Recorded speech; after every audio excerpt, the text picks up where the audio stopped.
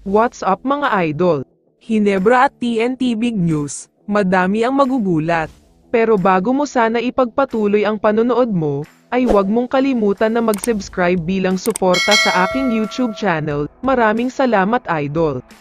Unahin na natin pag-usapan sa video na ito si Mikey Williams, dahil ayon sa report na inilabas ni Homer Sison, kahit nalalapit na ang pagsisimula ng PBA playoffs ay wala daw balak si Mikey na bumalik dito sa Pilipinas at sa TNT.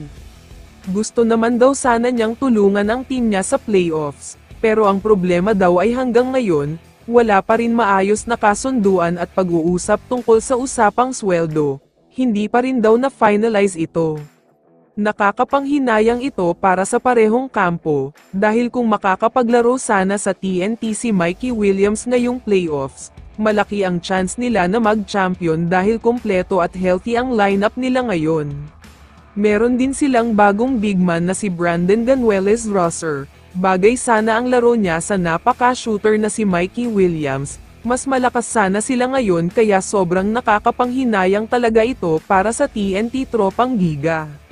Samantala, maraming mga Hinebra fans ang nagdiriwang ngayon, dahil naamoy na nila ang twice the beat advantage para sa paborito nilang team. Ito nga ay dahil natalo ang NLEX sa naging laban nila kontra sa SMB, isang talo na lang at sure na ang Hinebra sa twice the beat.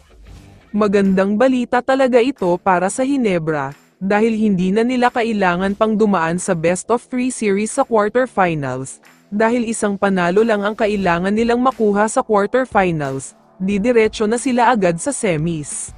Samantala, hindi lang yan ang good news para sa Hinebra, dahil may magandang balita rin tungkol kay Ralph Ko, dahil ayon kay Coach Tim ay sinasanay na daw niya ang kanyang rookie para maging big-time player ng Barangay Hinebra.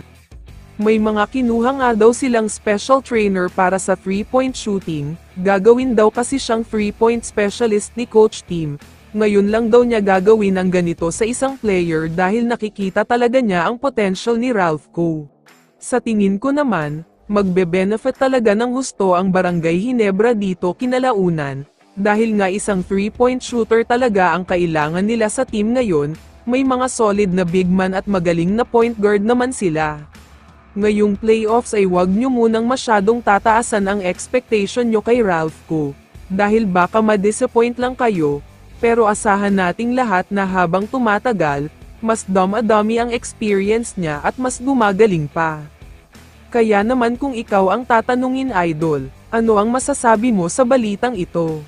I-comment mo naman ang sagot mo sa tanong na ito. So dito na nagtatapos ang video na ito. Maraming salamat sa pagsuporta at panonood mga idol. Ingat at bye-bye.